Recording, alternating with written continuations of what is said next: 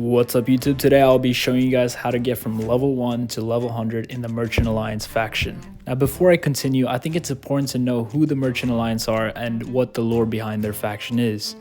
Unlike the Gold Hoarder's greed for chests and shiny objects, or the Order of Souls' need for spirit-oriented objects, the Merchant Alliance is an organized and structured business who like their goods in a timely manner. Now, if you were to come along and deliver these goods past their time, the Merchant Alliance will no longer be accepting it, as your contract that you were given has been expired. I think it's also very important for you guys to know that the merchant company shops are located in each outpost. This also means that you're able to buy crates, sell crates, and raise an emissary flag for the merchant faction in each of these posts.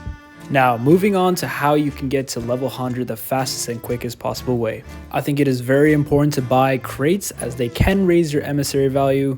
We were lucky enough to sink a ship who had a bunch of crates in their ship, but if you are not that lucky, I would suggest buying crates and going around searching for crates, or going to another outpost to buy more crates. If you feel that you do not want to do that, you can always collect gems or merchant related stuff and it would still count for your emissary value. Once you have reached level 5 in the Merchant Alliance faction, I would suggest raiding a skeleton fort, and you can do this by rather sailing directly to the location or diving. Now you may notice that the length of the skeleton fort is actually longer than most, but in reality you guys can speedrun the forts by getting gunpowder barrels and blowing up the skeletons.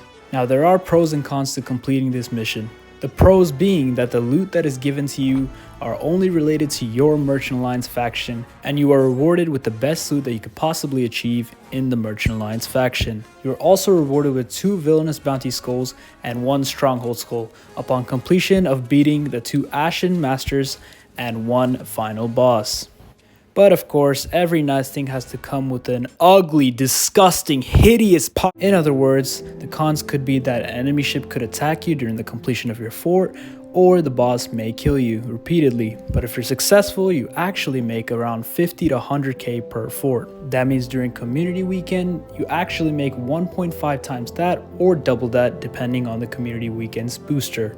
That's why I would strongly suggest that you guys always try to do these things during community days, but if you're not able to, it is still pretty beneficial. And that concludes our video for today. Hopefully this walkthrough was helpful. Please leave a like and subscribe, and I'll catch you pirates next time.